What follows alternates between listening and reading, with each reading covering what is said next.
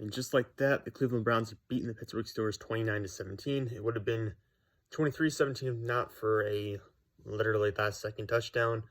On fumble recovery in the end zone because Pittsburgh was trying to do all the laterals to go down and score. Wasn't going to happen, but had to try, and of course Cleveland got a touchdown off of it to make it 29-17. Some notes in this game. I don't have too much to talk about. I mean, it's kind of the same thing over and over again at this point. So I don't want to get too much into it. I am very tired. But there was some hope going into halftime. Pittsburgh actually had the lead, 14-13 at halftime. The offense had some decent drives going. I thought I saw some good plays from Najee Harris in there. Trubisky had some nice throws on the sideline. The George Pickens catch we're going to see for the rest of the season, and probably the rest of his career. And whenever we go back to highlight reels, he had an amazing grab along the sideline. So those are some things I wanted to shout out from the first half. The defense was all right. It wasn't great, but I mean, I don't expect it to be great. It feels like Cameron Hayward's not playing as many snaps as usual. I could be incorrect on that. I'll have to check the numbers when they come out tomorrow morning. Obviously, having TJ Watt just shoots the defense in the foot.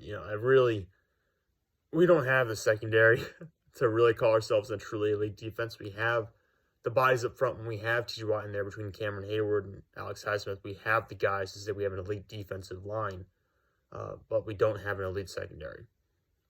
It's just Minka, and they really neutralized Minka for most of this game. And Witherspoon got hurt midway through the game anyway, so we lose another player who can contribute to our defense. But yeah, defense looked, it was all right. It was all right at best.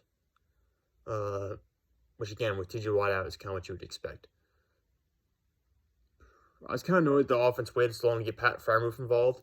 They actually connected with him twice in the final 3 minutes of the game. Actually on back-to-back plays, which I think were the only 2 catches he had all game long. Which is pretty frustrating because he's a pretty solid player. And both of his receptions were over the middle of the field. And there was a passing chart I saw. I forget who tweeted it out, but there's a passing chart for Trubisky from the first half. And he did not complete a single pass over the middle of the field the entire first half. It's just wild, some of the things the offense calls for him doing, some of the things he just can't do or doesn't want to do for some reason. Because he's very limited, and so is Matt Canada as a play caller. So they kind of feed into each other and really don't help the situation whatsoever. Diontae Johnson has some nice plays tonight, with the exception of that drop that basically killed, I think, our offense for the rest of the game. Which is a shame, because he's such a good player, but he just cannot escape the give-me drops. He just can't get away from them. I think it was in the third quarter. It was going to be a big play against Denzel Ward, I believe. He drops the ball, it goes kind of right through his hands.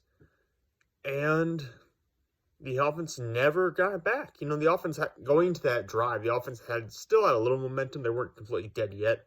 But after that drop, Pittsburgh's offense never got anything back. They were done the rest of the game. And that's another issue. The offense, time of possession is becoming a problem because the offense is out there for so little time. There were so many 3-and-outs. And this was an issue last year as well. There are so many 3-and-outs, it just kills the defense. Because by the end of the game, the defense is dead tired. Time of possession was almost 24 minutes for Pittsburgh and just over 36 minutes for Cleveland. Excuse me there. So at 24 minutes for Pittsburgh, 36 minutes for Cleveland. The defense for the Pittsburgh Steelers looked dead tired tonight by the end of the game. And a lot of it has to do with the fact that the Browns run the ball a lot. So you're dealing with a lot of trench play. You're dealing with a lot of kind of getting beaten up front.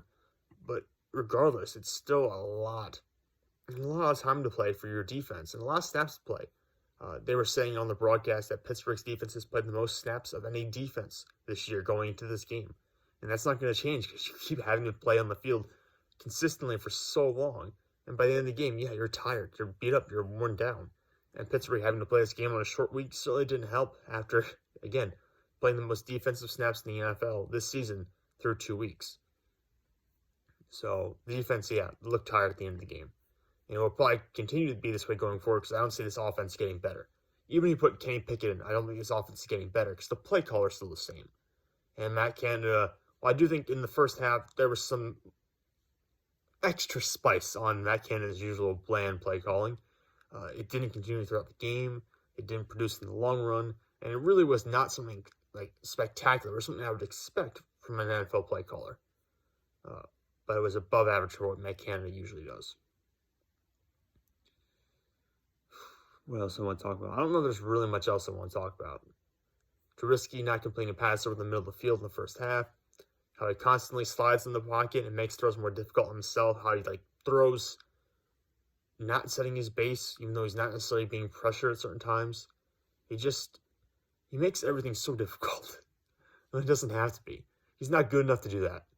You're Patrick Mahomes and you want to do another throw? Sure. You're Trubisky, you have to do everything fundamentally sound because you're going to screw up otherwise, most of the time. And that is harsh for Trubisky.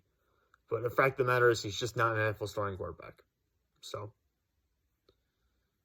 there's that. Alex Highsmith was probably one of the better players on defense. He had a sack and a half. Really, it was just one sack. Larry Ogunjobi kind of made the other sack, and Highsmith came in late on that one and got credit for half a sack. But still, he was one of the better players on our defense. Cam Hayward, again, was kind of rotating in throughout the game. He was all right. Not fantastic, but he was okay. More than I could say for most of our guys, frankly. There were some good plays against the run by our defensive line early in the game. Don't get me wrong. There were some good plays that just weren't enough throughout the course of the game. And we got run all over in the end.